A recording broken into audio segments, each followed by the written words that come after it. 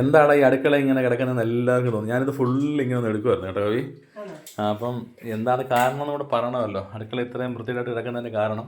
അപ്പം സംഭവം എന്തോ ആണെന്ന് നമുക്ക് രണ്ടുപേർക്കൂടെ നമ്മളെ സ്നേഹിക്കുന്ന, നമ്മളെ ഇഷ്ടപ്പെടുന്ന നമ്മുടെ നല്ലവരായ സ്നേഹമുള്ള പ്രേക്ഷകരോട് പറയാം.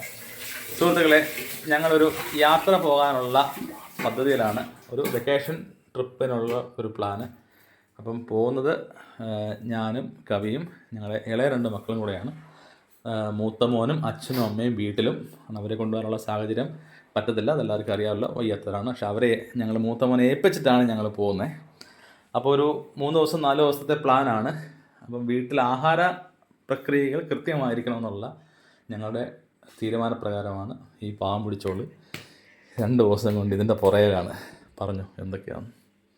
ഇതേ മോര് കറി വെച്ചിട്ടുണ്ട്. ശരി, ഇതിപ്പോൾ തണുക്കുമ്പോൾ കുപ്പിയിലാക്കി ഫ്രിഡ്ജിൽ വെക്കണം. ഇതൊരു 2-3 ദിവസത്തേക്ക് കുപ്പിയിലാക്കി വെച്ച് 3 പേർക്ക് ഇത് 3 ദിവസം നല്ല കൂടുതൽ വരും. എന്തായാലും കുറഞ്ഞു പോകാൻ പാടില്ല. കളഞ്ഞാലും വേണ്ടില്ല, പക്ഷെ കുറയരുതല്ലോ. പിന്നെ ഇത് കേര കറി വെച്ചതേ ഉള്ളൂ. ഇനി തലയ്ക്കണം.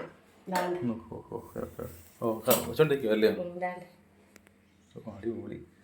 ചേട്ടാ, ഈ കേരക്കറി കണ്ട് എനിക്ക് സത്യം പോകാൻ തോന്നില്ല. ഇപ്പം 2-3 ദിവസം ഇരിക്കുവോ? ഫ്രിഡ്ജിലാക്കാം.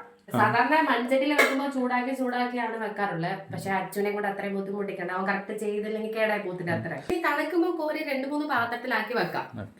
പിന്നെ ഇതാണെങ്കിൽ മങ്കടയോ എന്തുവായിരുന്നു രാവിലെ കൊണ്ടുവന്ന, പിന്നെ വറക്കാനായിട്ട് മസാല വരട്ടി വെച്ചു. ഇതല്ല, ഇത് സോയാബീൻസ്, ഇത് മങ്കട.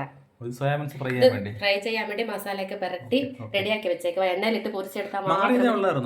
ഒരു പാത്രം കൂടി ഉണ്ട്, അത് 2 അപ്പുറത്ത് വെച്ചിട്ടുണ്ട്. ഇതിപ്പോ വൈകിട്ടത്തേക്ക് എടുക്കാനാ.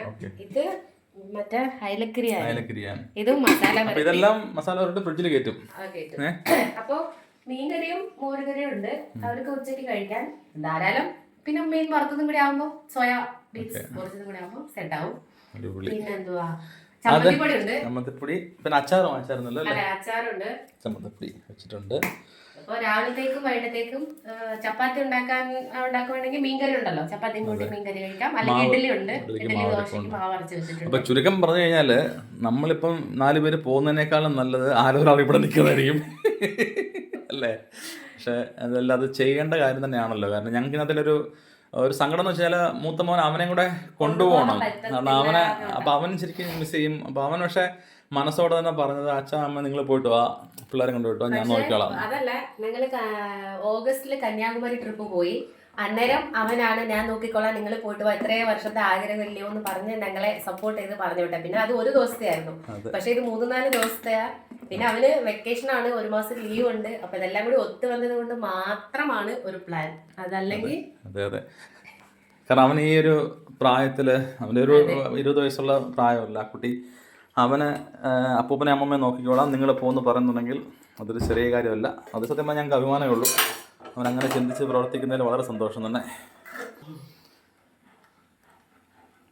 അപ്പോൾ ഇത്രയുമാണ് ഞങ്ങളുടെ കാര്യങ്ങൾ. അപ്പോൾ ഞങ്ങൾ എങ്ങോട്ടാണ് പോകുന്നതെന്ന് ഇതുവരെ പറഞ്ഞില്ല സുഹൃത്തുക്കളെ, അത് നാളെ പറയാം.